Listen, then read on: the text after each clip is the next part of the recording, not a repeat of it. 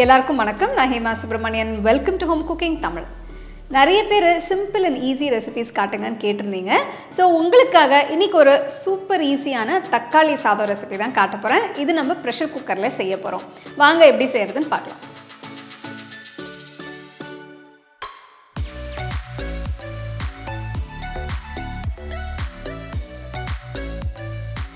தக்காளி சாதம் பண்ணுறதுக்கு இன்றைக்கி நான் 1 கப் பாஸ்மதி அரிசி எடுத்திருக்கேன். இதை நல்லா 2-3 வாட்டி தண்ணியில் நல்லா கழுவிட்டு தேவையான அளவு தண்ணி ஊற்றி 30 நிமிஷம் ஊற வைங்க. அடுத்து குக்கரில் 1 டேபிள் ஸ்பூன் நெய் ஊற்றுங்க, 1 டேபிள் ஸ்பூன் எண்ணெய் ஊற்றுங்க. நெக்ஸ்ட் ஒரு சின்ன துண்டு பட்டை, 6 கிராம்பு, 3 ஏலக்காய், 1 அன்னாசிப்பூ, அப்புறம் 1 பிரியாணி இலை போடுங்க. இந்த ரெசிபிக்கு நான் 2 மீடியம் சைஸ் வெங்காயம் எடுத்திருக்கேன். நல்ல மெலிசாக கட் பண்ணி ஆட் பண்ணுங்கள். வெங்காயம் லைட்டாக வதங்கினதும் 2 பெரிய பச்சை மிளகாய் கட் பண்ணி போடுங்க. நெக்ஸ்ட் 1 டீஸ்பூன் இஞ்சி பூண்டு விழுது சேர்த்து வதக்குங்க.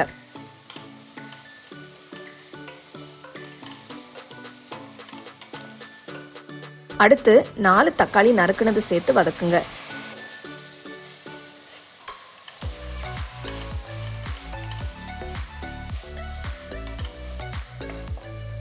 நெக்ஸ்ட் 1/4 டீஸ்பூன் மஞ்சள் தூள், 1 டீஸ்பூன் உப்பு, 3 டீஸ்பூன் மிளகாய் தூள் போடுங்க.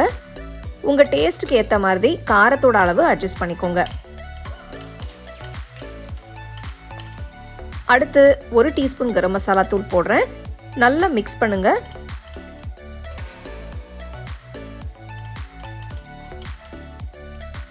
நெக்ஸ்ட் ஊற வச்ச அரிசியை போட்டு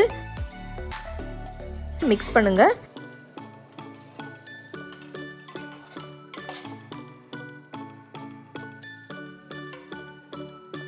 ஒரு கை நறுக்கின கொத்தமல்லி போட்டு 1/2 கப் தண்ணி ஊற்றுங்க.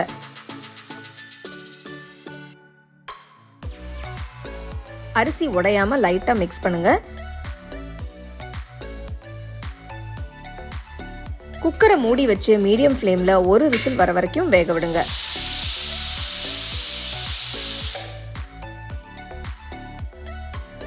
பாருங்க, தக்காளி சாதம் ரொம்பவே சூப்பராக வந்திருக்கு.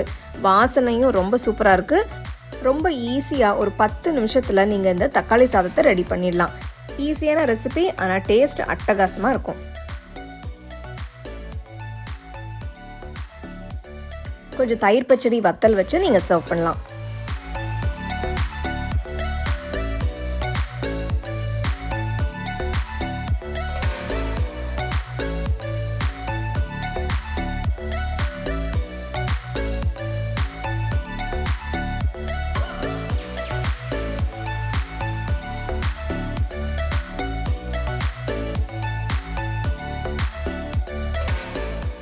பார்த்தீங்க இல்லையா, எவ்வளோ ஈஸியான ஒரு தக்காளி சாதம் நம்ம பார்த்துருக்கோம். ஸோ யூஸ்வலாக வந்து பேச்சுலர்ஸ் இல்லைனா புதுசாக சமையல் கற்றுக்கிறவங்க இல்லைனா தனியாக இருக்கிறவங்களாம் இந்த ரெசிபியை நீங்கள் ட்ரை பண்ணி வீட்டில் பார்க்கலாம். அது ரொம்ப கம்மி இன்க்ரீடியன்ஸோடு நம்ம இது செஞ்சுருக்கோம். ஸோ கண்டிப்பாக நீங்கள் இந்த ரெசிபியை நீங்கள் ட்ரை பண்ணி என்ஜாய் பண்ணுங்கள்.